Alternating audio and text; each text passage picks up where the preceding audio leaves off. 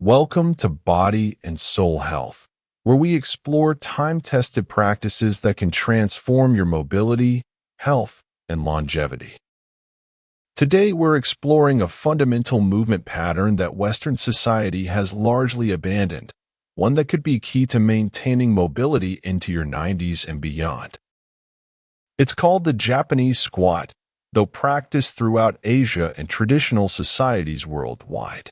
You've likely seen elderly individuals in Japan or China comfortably resting in a deep squat, chatting, preparing food, or simply resting.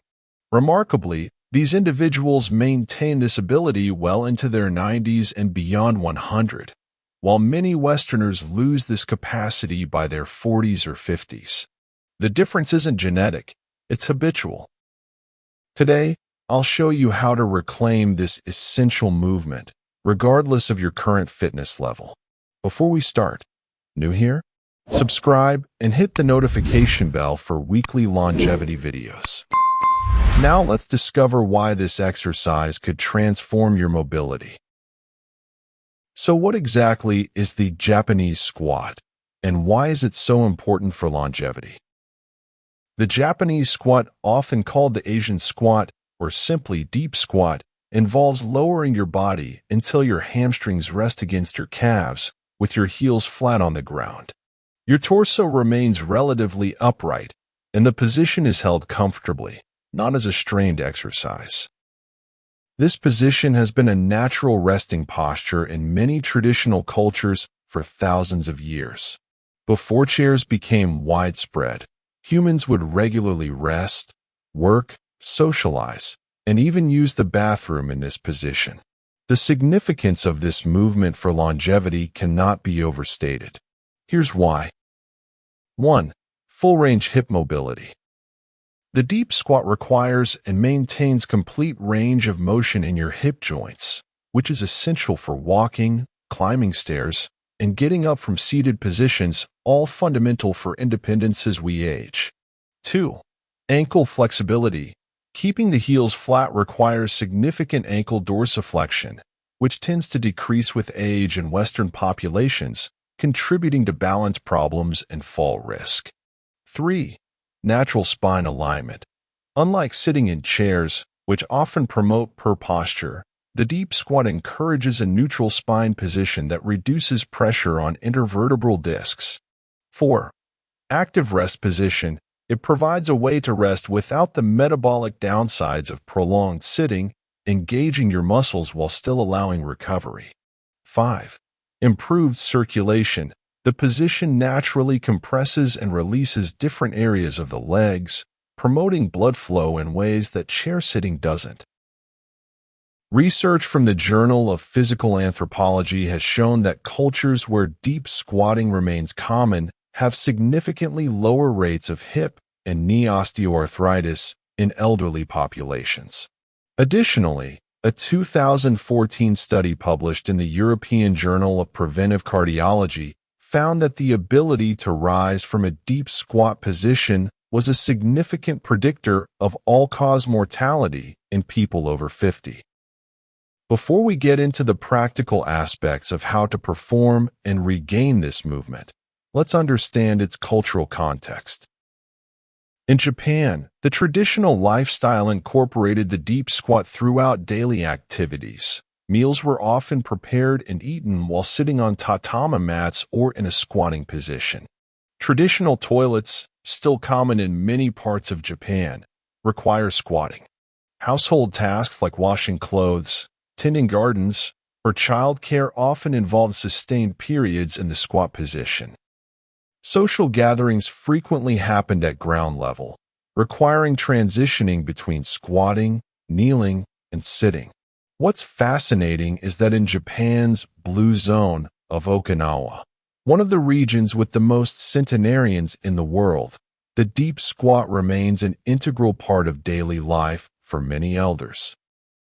Dr. Bradley Wilcox, who studies longevity in Okinawa, notes that the ability to perform functional movements like the deep squat correlates strongly with independence and quality of life in centenarians.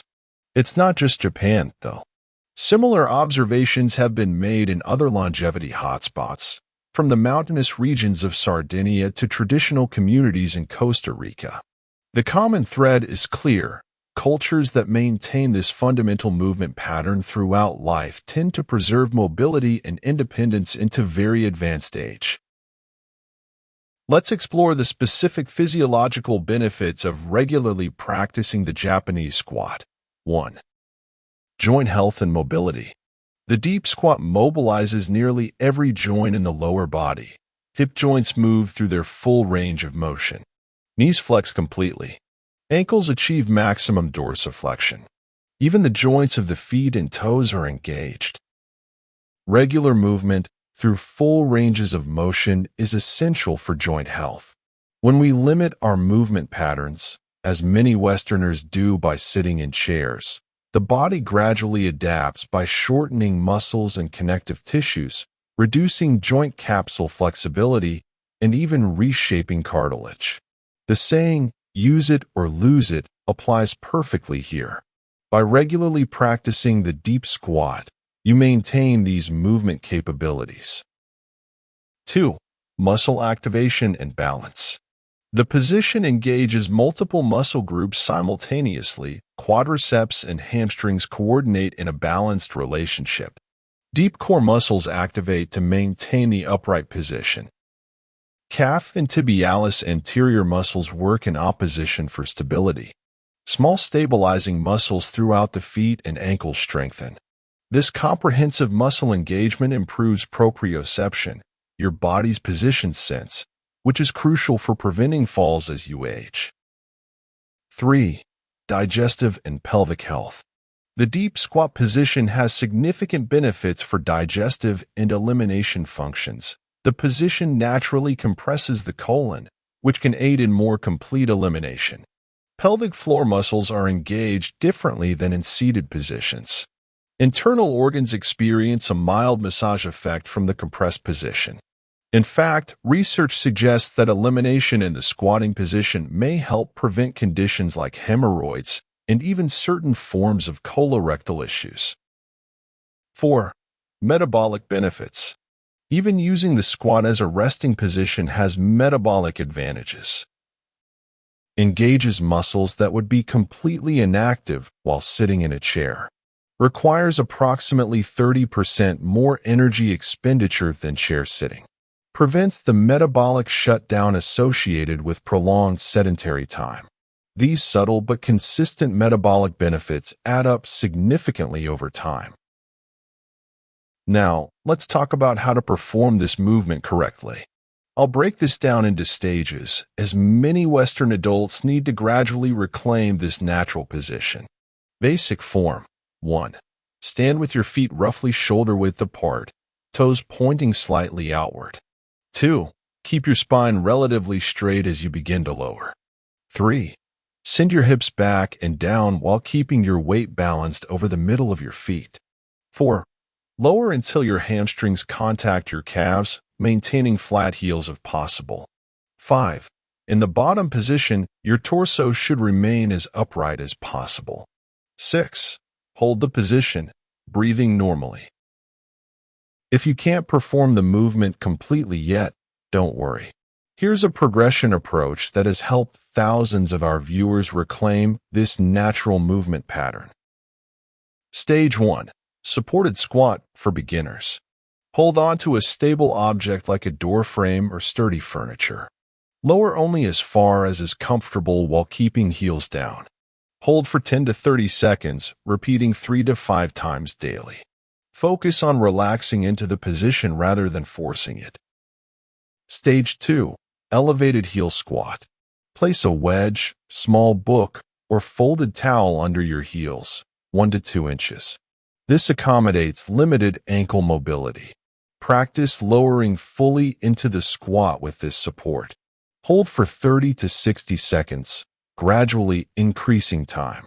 As comfort improves, reduce the height of the heel support. Stage 3. Partial range deep squat. Attempt the squat without heel support. Lower to the point just before your heels would lift. Hold this position, focusing on relaxing your ankles and hips. Practice 3 to 5 times daily for 30 to 60 seconds. Stage 4. Full Japanese squat. Lower fully into the deep squat position. Focus on relaxation and breathing in the position. Begin with short holds of 30 seconds. Gradually build to 2 to 3 minutes or longer. Remember, this is not about forcing your body into a painful position. The goal is to gradually reclaim a natural movement pattern through consistent, gentle practice. For some, this might take weeks. For others with more significant mobility limitations, it might take months, and that's perfectly fine. As you work on reclaiming this movement pattern, you might encounter some challenges. Here are the most common ones and how to address them. Challenge 1. Heel lifting. This indicates limited ankle mobility. Solution: continue using heel support while working separately on ankle mobility exercises. Try calf stretches and specifically targeted ankle mobilizations daily. Challenge 2. Knee discomfort. Often relates to unaccustomed stress on the knee joint or tracking issues. Solution: use support for balance, reduce depth, and ensure knees track in line with toes. Progress more gradually, holding for shorter periods. Challenge 3. Hip tightness. Typically from years of chair sitting and limited hip mobility. Solution: add specific hip mobility work like gentle seated butterfly stretches. Practice happy baby pose from yoga to externally rotate and open the hips. Challenge 4. Balance issues. Common when first attempting the position. Solution: continue using support until confidence improves. Practice near a wall or sturdy furniture for safety. The key with all these challenges is patience and consistency. Your body is literally reshaping itself to reclaim this fundamental movement pattern, and that takes time. Even practicing for just 1 to 2 minutes several times a day can lead to remarkable improvements over several weeks. Once you've developed reasonable comfort in the Japanese squat position, here are ways to incorporate it into your daily life for ongoing benefits. 1. Morning mobility routine. Hold the squat for 1 to 2 minutes as part of your morning routine. Use this time to breathe deeply and set intentions for your day. 2. Breaking up sitting time. Take squat breaks during prolonged periods of sitting. Even 30 seconds every hour can help maintain mobility. 3. While watching TV or reading. Practice alternating between sitting and squatting. Gradually build comfort in the position during leisure activities. 4. Garden or household tasks. When working close to ground level, try squatting instead of kneeling. This engages different muscles and maintains the skill. 5. Waiting time. Use inevitable waiting periods, waiting for water to boil, etc. to practice. This turns dead time into mobility maintenance. The goal isn't necessarily to replace all sitting with squatting. That's not practical in our modern environment. Rather, it's to reclaim this movement capability and incorporate it regularly enough to maintain the mobility benefits. The Japanese squat isn't just an exercise. It's a fundamental human movement pattern that our bodies are designed to perform throughout life. By reclaiming this ability, you're reconnecting with how humans have rested, worked, and lived for thousands of years before chairs became ubiquitous. The correlation between maintaining this movement and preserving independence into very old age is striking. In cultures where deep squatting remains common, we see individuals in their 80s, 90s, and beyond still able to get up and down from the ground independently, a skill that directly correlates with longevity and quality of life. Remember, this isn't about athletic performance or pushing through pain. It's about patiently and consistently reintroducing a natural movement pattern that your body will gradually adapt to. Some people reclaim this movement in weeks, others take months. Both are perfectly normal. If you found this information valuable, Please give this video a thumbs up and share it with someone who might benefit. Have you tried the Japanese squat before? We'd love to hear about your experience in the comments below. Don't forget to subscribe to Body and Soul Health for more evidence-based practices that can help you maintain vitality and live a longer, healthier life. And remember, movement is medicine, especially when we restore the patterns our bodies are naturally designed to perform. Thank you for watching, and I'll see you in the next video.